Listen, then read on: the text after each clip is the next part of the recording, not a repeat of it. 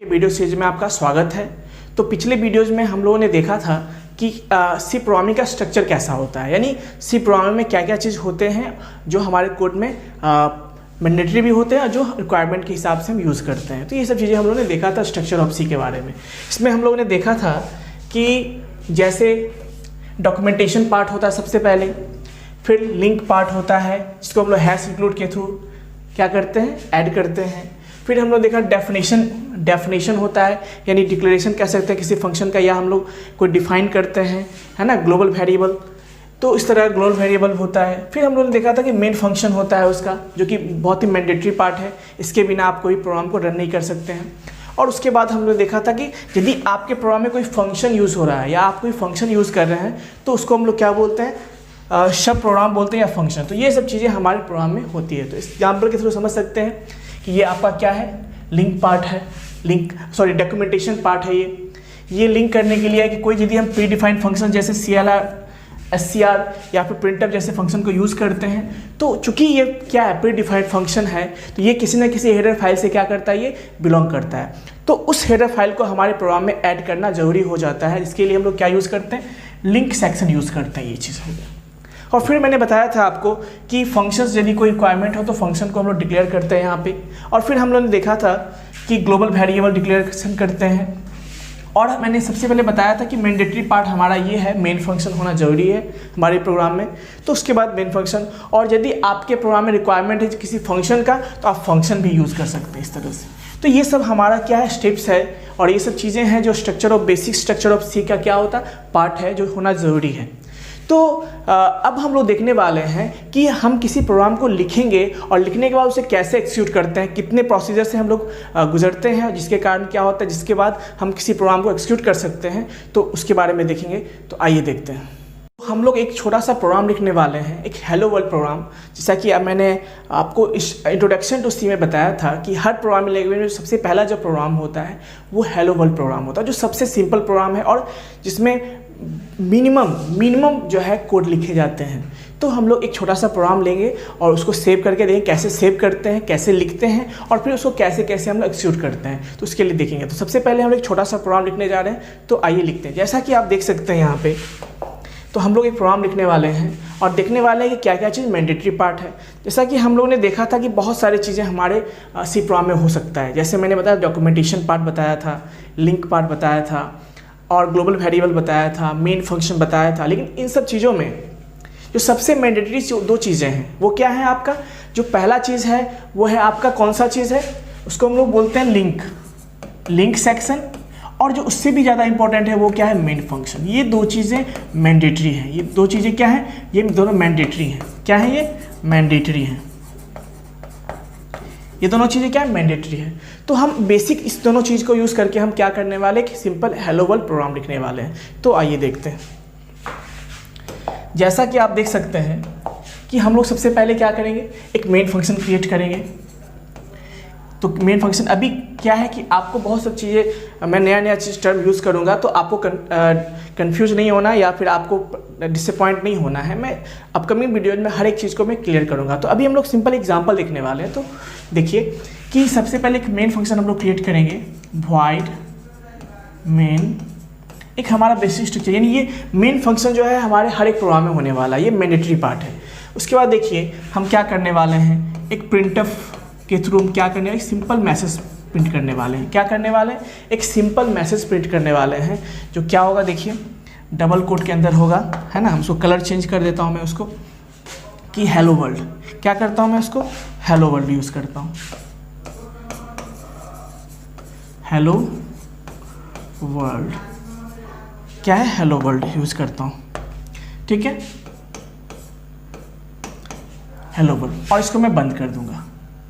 ये हमारा सबसे सिंपल क्या है, सबसे छोटा हेलो वर्ल्ड प्रोग्राम है। यानी जब ये प्रोग्राम एक्सिक्यूट होगा तो हमें क्या आउटपुट देगा, हमें जो आउटपुट देगा वो क्या देगा, हेलो वर्ल्ड देगा।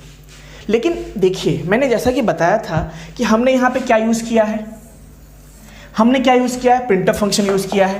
क्या यूज़ किया हमने, प्रिंटफ फंक्शन यूज़ किया है। तो ये जो प्रिंटफ फंक्शन है ये क्या है, प्री डिफाइंड फंक्शन है। क्या है, प्री डिफाइंड फंक्शन है, यानी ये किसी ना किसी हेडर फाइल से बिलोंग करता है। तो हमारा काम बन जाता है, हम ये नेसेसरी हो जाती है कि उस चीज़ को, उस हेडर फाइल को हम अपने प्रोग्राम से लिंक करें, क्योंकि जब कंपाइलर रन करना स्टार्ट करेगा, जब ऑपरेटिंग सिस्टम को ये चीज़ हम देंगे कि इसको एग्जीक्यूट करो, तो वो सबसे पहले ढूंढेगा कि वो देखेगा कि कंपाइलर की कहाँ आखिर ये प्रिंटफ फंक्शन का मतलब क्या है।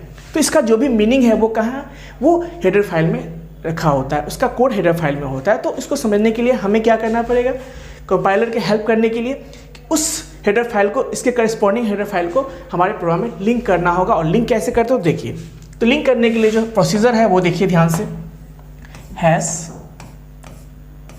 इंक्लूड हम लोग क्या यूज़ करते हैं, एंगल ब्रैकेट, इसको बोलते हैं ओपनिंग एंगल ब्रैकेट। क्या बोलते हैं इसको, ओपनिंग एंगल ब्रैकेट। और क्या लिखने वाले हैं, क्योंकि ये बिलोंग करता है किससे, stdio.h, किससे बिलोंग करता है, ये जो बिलोंग करता है हमारा stdio.h, इसको बोलते हैं हम लोग सिंपल, क्या बोलते हैं, standard input output header file. क्या बोलते हैं इसको, आउटपुट हेडर फाइल। यानी ये जो प्रिंटफ फंक्शन है वो क्या है, standard input output header file से क्या करता है, बिलोंग करता है। तो इसको हम लोग ऐड करेंगे, तो कैसे करते हैं देखिए, हम यहाँ पे क्या करेंगे, stdio.h ऐड कर देंगे। तो ये चीज़ें क्या है, इस तरह से हम क्या कर सकते हैं, इसको यूज़ कर सकते हैं। ये हमारा प्रोग्राम हो गया। अब मैं क्या करता हूँ, इसको जो भी चीज़ें हैं उसको मैं क्या करता हूँ, यहाँ से डिलीट कर देता हूँ, है ना। अब देखिए, तो क्या था हमारे प्रोग्राम में, ये चीज़ें थी। तो ये हमारा एक सिंपल सबसे छोटा हेलो वर्ल्ड प्रोग्राम हो गया। और जब इसको हम एक्सिक्यूट करेंगे तो क्या आउटपुट देने वाला है, हेलो वर्ल्ड आउटपुट देने वाला है। लेकिन समझिए कि अब हम एक्सिक्यूट कैसे करते हैं, है ना। तो सबसे पहले इसको हमें स्टोर करना होगा। क्या करना होगा, स्टोर करना होगा। तो स्टोर कैसे करते हैं, तो चूँकि एक्चुअली हम लोग बात करने वाले टर्बो सी के बारे में, तो हम लोग जो भी स्टार्टिंग में जो भी कंपाइलर यूज़ करने वाले उसका नाम है टर्बो सी। क्या नाम है उसका, टर्बो सी, है ना। क्या नाम है, टर्बो सी कंपाइलर। तो उसमें हम कैसे करते हैं, ये सिंपल प्रोसीजर को देखिए। तो सबसे पहले हम इसको क्या करेंगे, टर्बो सी में सेव करेंगे तो आपको एक्सटेंशन देना होगा। क्या देना होगा, एक्सटेंशन देना पड़ेगा। एक्सटेंशन क्या होता है, समझिए, .c होता है।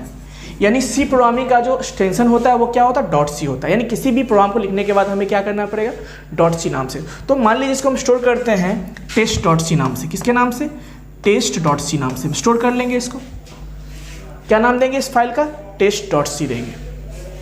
अब test.c देंगे तो ये स्टोर हो जाएगा। अब समझिए कि इसको हम कैसे करेंगे रन। तो रन करने के लिए सबसे पहले हमें क्या करना पड़ेगा, एक्सिक्यूशन के लिए हमें सबसे पहले इसे हमें कंपाइल करना पड़ता है। क्या करना पड़ता है, कंपाइलेशन। क्या करना पड़ता है, कंपाइलेशन। फिर क्या करते हैं, कंपाइलेशन होने के बाद एक हमें क्या मिलता है, ऑब्जेक्ट फाइल मिलता है। क्या मिलता है, ये हमारा सोर्स फाइल हो गया जो .c नाम से होगा। कंपाइल करने के बाद क्या मिलेगा हमें, ऑब्जेक्ट फाइल मिलेगा, जो क्या होगा, जो मशीन लेवल लैंग्वेज में होगा। लेकिन वो कंप्लीट फाइल नहीं होता है। क्यों, क्योंकि हमने जो हेडर फाइल यूज़ किया है उसका कोड भी हम लोग यहाँ तो लिख दिए, लेकिन उसको भी क्या करता है, कंपाइलर पहले ऐड करता है। क्या करता है, लिंकर क्या करता है, उसको ऐड करता है। और फिर क्या करता है, उसके बाद ऐड करने के बाद एक एक्सिक्यूटेबल फाइल को क्रिएट करता है और उसको हम क्या करते हैं, ऑपरेटिंग सिस्टम को या फिर प्रोसेसर को देते हैं कि इसको कंपाइल, इसको प्रोसेस करो, एक्सिक्यूट करो। तो आइए देखते हैं स्टेप्स कैसे, कौन कौन से स्टेप्स यूज़ करते हैं। तो देखिए, तो हम लोग किसी भी प्रोग्राम को लिखने के बाद जब कंपाइलर में टर्बो सी में सेव कर लेंगे, तो सेव करने के बाद हमें कुछ प्रोसीजर को फॉलो करना होता है। जो सबसे पहला प्रोसीजर होता है वो होता है आपका क्रिएटिंग द प्रोग्राम। सबसे पहला काम क्या है हमारा, कि प्रोग्राम को क्रिएट करना। क्या करना, क्रिएट करना। तो जो कि हमने क्रिएट कर लिया, यानी .c नाम से, यानी जब हमने क्या लिखा, test.c नाम से हमने फाइल को क्रिएट किया। तो इसको कहते हैं क्रिएशन ऑफ फाइल, हमने जो कर चुका है। अब देखिए, जो सेकेंड स्टेप है वो क्या है आपका, कंपाइलिंग द प्रोग्राम। कंपाइलेशन क्या होता है ये देखिए, हम लोग देखेंगे, सबके डिफिनेशन को 1 बाय 1 देखेंगे, लेकिन सिंपल समझिए। कंपाइलेशन होता है कि जब हम मान लीजिए ये लैंग्वेज है, ये भी क्या एक लैंग्वेज है, बाकी लैंग्वेज हिंदी इंग्लिश की तरह ये भी क्या लैंग्वेज है। इसके भी अपने क्या होते हैं, सिंटैक्स होते हैं। इसके भी अपने क्या होते हैं, कुछ ग्रामर्स होते हैं, कुछ रूल्स होते हैं, सेट ऑफ रूल्स होते हैं। तो हम देखेंगे कि क्या जो हमने कोड लिखा है, तो कंपाइलर उसको चेक करता है कि क्या वो ग्रामेटिकली या सिंटैक्टिकली वो सही है या गलत है, क्योंकि तभी यूज़ करेंगे तभी कंपाइलर उसको एक्सिक्यूट कर पाएगा, सॉरी प्रोसेसर उसको एक्सिक्यूट कर पाएगा। तो उसके लिए हम देखते हैं कि क्या वो सिंटैक्टिकली या ग्रामेटिकली वो सही है या नहीं है। इसके लिए हम लोग क्या यूज़ करते हैं, कंपाइलेशन यूज़ करते हैं। कंपाइलर क्या करता है, उसको चेक करता है कि सिंटैक्टिकली सही है, सिंटैक्स सही है कि नहीं उसका, और फिर उसके बेस पे जब वो सब कुछ सही होता है तो हमें क्या देता है, एक ऑब्जेक्ट फाइल क्रिएट करता है। क्या करता है, एक ऑब्जेक्ट फाइल। तो कंपाइलेशन के लिए हम शॉर्टकट की क्या यूज़ करते हैं, हम लोग कंपाइलेशन के लिए जो हम शॉर्टकट की यूज़ करते हैं वो क्या है हमारा, Alt+F9। क्या है, Alt+F9, है ना। या तो आप कंपाइल बटन पे जाके कंपाइल कर सकते हैं, या फिर एक तरीका है कि शॉर्टकट की यूज़ कर सकते हैं Alt+F9। अब नेक्स्ट है लिंकिंग। तो जैसे ही कंपाइलेशन के बाद आपका क्या मिलेगा, ऑब्जेक्ट फाइल मिलेगा। क्या मिलेगा हमें, ऑब्जेक्ट फाइल मिलेगा, है ना। क्या मिलेगा, ऑब्जेक्ट फाइल मिलेगा हमें।